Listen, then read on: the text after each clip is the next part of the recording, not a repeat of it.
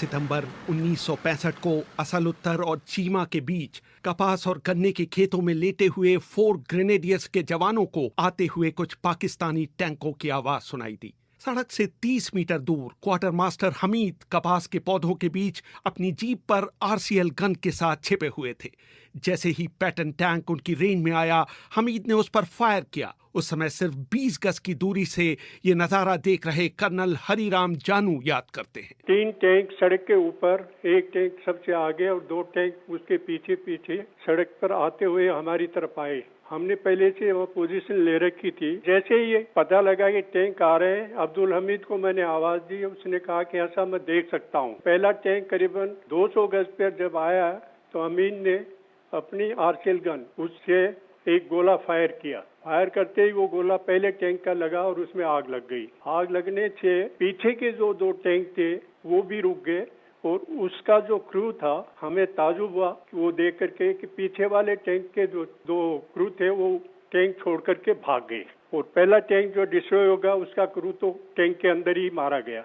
106 mm RCL gun टैंकों के खिलाफ एक बहुत प्रभावशाली हथियार है, लेकिन इसकी एक कमी यह है कि इसे फायर करने के बाद छिपाया नहीं जा सकता। असल उत्तर युद्ध में भाग लेने वाले कर्नल रसूल खां कहते हैं, 106 मिलीमीटर कैलिबर और स्मूथ बोर, मतलब पीछे भी खुला, और रेंज इसकी 500-600 गज दिखाई देने पर है। बहुत इफेक्टिव कारगर टैंकों के खिलाफ हथियार है। अगर टैंक के लग जाए ना तो फिर टैंक बचता नहीं है, आग लग जाती है उसमें। लेकिन उसमें एक बड़ी जबरदस्त कमी है, वो ये है कि जब वो फायर करता है ना तो उसका शोला पीछे 45 मीटर तक जाता है। दूर से पता चल जाता है कि भैया यहाँ आरसीएल गन है। और टैंकों को एक दफा पता चल जाए ना, फिर आरसीएल गन की जिंदगी खत्म। यानी कि हम ये मानते हैं कि आरसीएल गन की लाइफ एक राउंड फायर कर दिया तो बहुत है, 2 कर दिया तो बहुत है, और 3 कर दिया तो बहुत ही ज्यादा है। इसके बावजूद हमीद ने उसी दिन पाकिस्तान का दूसरा पैटर्न टैंक भी नष्ट किया। अगले दिन इंजीनियर कंपनी ने एंटी टैंक माइंस लगाई ही थी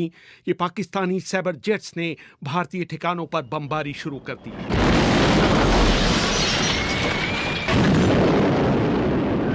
अगले दिन यानी 10 सितंबर को पाकिस्तानियों ने सुबह 6:30 बजे ही तोपखाने से भारी गोलाबारी शुरू कर दी। सुबह 6 बजे ही बहुत हैवी आर्टिलरी के गोले आकर गिरने लगे हमारे ऊपर, क्योंकि उनको पता लग गया कि यहाँ पर कोई डिफेंडेड लोकेलिटी है और यहाँ पर हिंदुस्तान की कोई फौज बैठी हुई है। तो 10 तारीख वॉज द क्रूशियल डे हमारे लिए, सबसे भयंकर दिन समझो ये। हमने सोचा था कि जब इतनी ज्यादा हैवी सेलिंग होती है तो इन्फेंट्री का हमला, हम सोचते हैं कि इन्फेंट्री का हमला होएगा, तो उसके लिए हमने फिर अपने जवानों को तैयार किया कि अब आप जो है, अभी तक तो टैंक आ रहे थे, अब जो इन्फेंट्री का हमला होएगा तो उसके लिए तैयार हो जाओ। आर्टिलरी का फायर हुआ घंटे पर, उसके बाद बंद हो गया। उसके बाद थोड़ी देर, करीबन घंटा 1.5 घंटा कुछ नहीं हुआ। तो हमने सोचा ये क्या हो रहा है। फिर अचानक 8:30 बजे फिर उसी तरीके से जैसे 8 और 9 तारीख को हुआ, उनका पहला टैंक हमला हुआ। तो इसमें पहला टैंक जैसे ही आया तो इस टाइम मैंने अब्दुल हमीद को कहा कि इस टैंक को आप अभी मत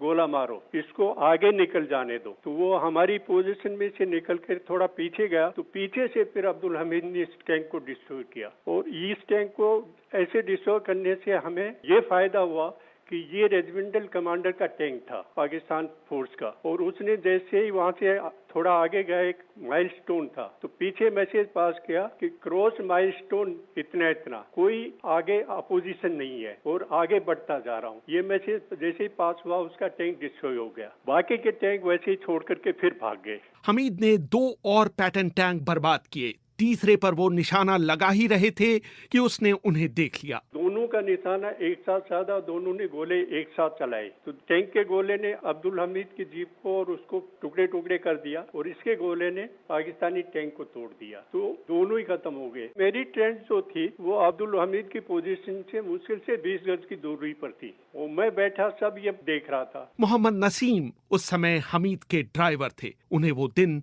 अभी भी याद है। 10:30 बजे का ये वाकया कि इनकी टाइगर के ऊपर उंगली रखे रहे और उधर से क्या नाम बम आ गया और सीने को फाड़ता हुआ आधा का नाम के हिस्सा इनका हवा में उड़ गया और आधी लाश वहाँ बच गई। उसके बाद हमारी गाड़ी में आग लग जाती है। आग लगने के बाद बहुत बड़ा टारगेट बनता है। उसके बाद 7 हवाई जहाज आते हैं पाकिस्तानी, वो भी खूब बौछार करते हैं, उससे भी किसी सूरत से हम बचे। जब ये चले जाते हैं तो फिर हमने ये रिपोर्ट दिया रसूल साहब को, हमारे पीछे थे ब्रेव कंपनी में। इन्होंने कहा क्या बोल रहे हो नसीम? मैंने कहा सच बोल रहा हूँ, ये देखिए क्या नाम किस तरीके से कारनामा है। वहाँ से आया, कई अफसर आए बटालियन हेडक्वार्टर से, हमने रिपोर्ट दिया कि हमें खत्म हो गए, गाड़ी में आग लग गई, ऐसा ऐसा हो गया। तो बोला कि नहीं तुम झूठ बोल रहे, चल के दिखाओ। तो जहाँ पर वो जल रहा था साहब, हमारे क्या नाम कुछ पर बिस्तर थे और क्या नाम के कपड़े उपड़े थे, वर्दी वगैरह थी। हम फिर वो राख हटाने लगे तो उसकी पसलियाँ जो थी उसमें हमारी उंगली घुस गई और हम हाथ झटकते हुए, तो बोलो अफसरों ने फिर कहा अरे रहने दो नसीम, रहने दो, हाँ ये तो खत्म हो गया। हम कहा और साबुत चाहते हो साहब? तो थोड़ी दूर पर से जाके हम उनका सिर ले आए, फिर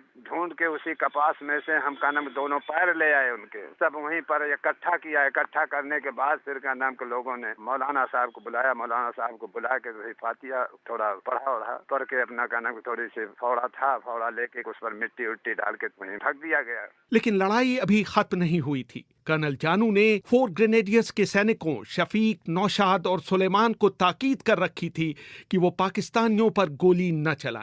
तभी उन्हें पाकिस्तानियों की तरफ से एक जीप आती हुई दिखाई दी। ये जीप आने के थोड़ी देर बाद में 2 जीप और आई। पहली जीप में 4 आदमी बैठे थे, उसके पीछे और जीप थी। जैसे ये जीप आई, जिन जवानों ने ये फायर किया था उसमें से एक जवान टेंट के अंदर खड़ा हो गया। तो इसको देखकर पहली जीप वहाँ पर रोकी गई। जीप ड्राइवर के साइड में बैठा था, उसने आवाज लगाकर कहा कि ये जवान इधर आओ। वो जवान गया नहीं, तो वो जीप से उतर करके और आया इस टेंट की तरफ, अपना रिवॉल्वर निकालने लगा। तब बाकी दोनों जवान और खड़े हो गए और वो LMG और अपनी राइफल का निशाना लेकर रखे थे और बाकी मेरे MMG वगैरह लगी थी, उनका निशाना था। तब मैंने देखा कि तो गड़बड़ होने वाली है, तो मैंने कहा रैपिड फायर करते ही MMG और ये LMG इन्होंने फायर किया। तो जो आदमी हमारी तरफ आ रहा था उसके गोली का बस लगा और जाकर के दूसरी तरफ गिर गया रोड के। जीप के ड्राइवर ने टर्न किया और वापस जाने के लिए तो उसके सिर में एक बस लगा, तो जीप में ही वो लुढ़क गया। वहीं पर पीछे वाली जो जीप थी वो टर्न में तो उसके बैठे हुए कुछ जवान मारे गए और वो वहाँ से भाग गई। तो उसके बाद थोड़ी देर शांति हुई, तो हमने रेडियो के ऊपर इंटरसेप्ट किया। ये जो जीप भाग कर गई थी, इसने कहा कि बड़ा इमाम मारा गया। बड़ा इमाम मतलब कि उनका जो सबसे बड़ा आर्मी कमांडर था फौज का, वो मारा गया। 3 बजे के आसपास पाकिस्तानी टैंकों की गड़गड़ाहट फिर सुनाई दी।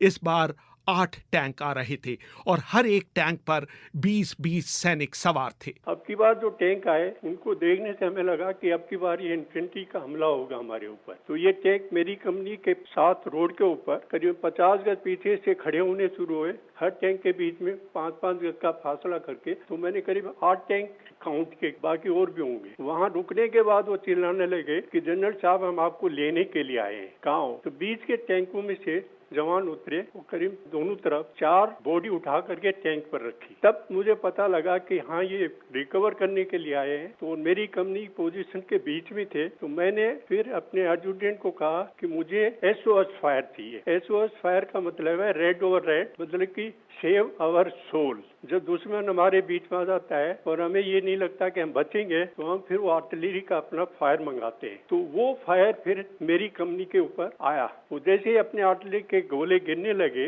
एकदम से चारों तरफ शोर शराबा हो गया। तो ये पाकिस्तानी अपने टैंक उठा करके वापस भाग गए। और जैसे वापस भागे तो इनमें 3 टैंक जो है अपने गोले से डिस्ट्रॉय हो गए। जैसे ही पाकिस्तानी टैंक वापस हुए, ग्रेनेडियर्स अपनी खंदकों से बाहर निकल आए।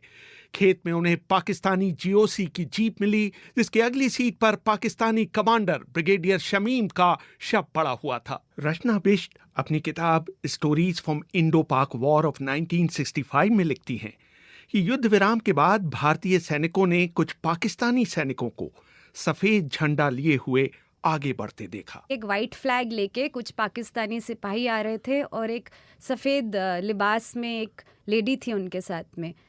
तो जब वो उनके पास गए तो पता चला कि वो उस ऑफिसर की वाइफ थी और वो उनकी बॉडी मांगने के लिए आई थी। तो कर्नल जानू ने कहा कि बॉडी तो by that time had already move to brigade headquarters और उसको पूरे मिलिट्री ऑनर्स के साथ दफना दिया गया था।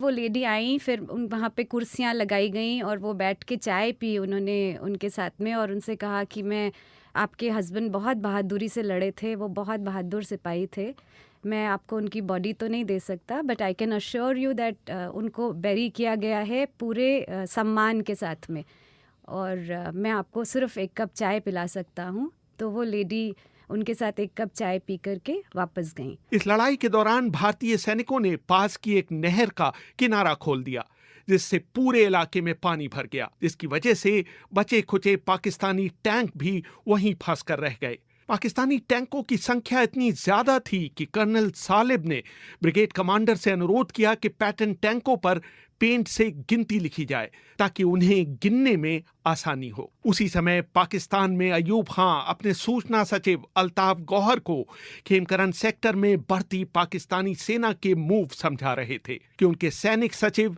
जनरल रफी बदहवास हालत में कमरे में घुसे और लगभग चिल्लाते हुए बोले, भारतीयों ने मधुपुर नहर को खोल दिया है। अल्ताफ गौहर ने अयूब पर लिखी अपनी किताब में लिखा, अयूब सारी ब्रीफिंग भूल गए। वो जानना चाहते थे कि पूरे इलाके को जलमग्न होने में कितना समय लगेगा। मैंने गुलाम इसहाक खां को फोन मिलाया, जो उस समय water and power development authority के प्रमुख थे। उन्होंने पुराने सिंचाई रिकॉर्ड्स के आधार पर हिसाब लगाया कि पूरे इलाके में 8 घंटे में पानी भर जाएगा। अयूब ये जानकर भौंचक के रह गए कि जनरल नासिर ने ये सोचा ही नहीं था कि भारत टैंकों को रोकने के लिए इस तरकीब का सहारा लेगा।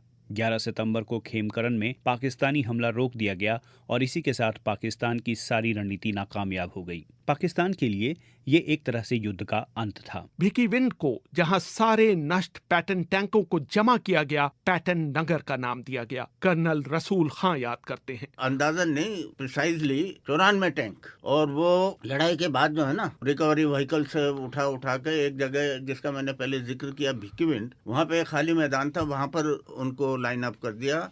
वो उसको पैटर्न नगर के नाम से मशहूर हो गया। ये हिंदुस्तान में मिलिट्री कंटोनमेंट्स में बड़ी बड़ी में जो आपको टैंक नजर आते हैं पाकिस्तानी, वो ये समझिए कि वो 4 ग्रेनेडियर्स का तोहफा है नेशन के लिए। अब्दुल हमीद को असाधारण वीरता दिखाने के लिए भारत का सर्वोच्च वीरता पदक परमवीर चक्र दिया गया। उनकी पत्नी रसूलन बीबी अब इस दुनिया में नहीं है, लेकिन मरने से पहले उन्होंने मुझसे बात करते हुए कहा था, राष्ट्रपति के अंदर 26 जनवरी में 2 दिन पे बुलाते बतावल करके ऐसे देवे के परमवीर चक्र, वैसे 2 दिन बतावल कर तीसरे दिन मिलल। अब देख के हम आई नहीं, अपन दुख बहुत भयल, लेकिन हम इतना सोच रहनी, हमके बहुत खुशी भयल कि हमारा आदमी इतना नाम कैसे चल गई ना। कहने की जायद आप दुनिया में आदमी मर जाता तो केहू का नाम ना रहता, हमारा आदमी तो इतना नाम कर जना कोने कोने शहीद हो गई ना।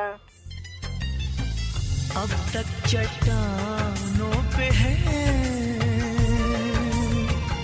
अपने लहू के निशान, साथी मुबारक तुम्हें ये जश्न हो जीत का, बस इतना याद रहे एक साथी और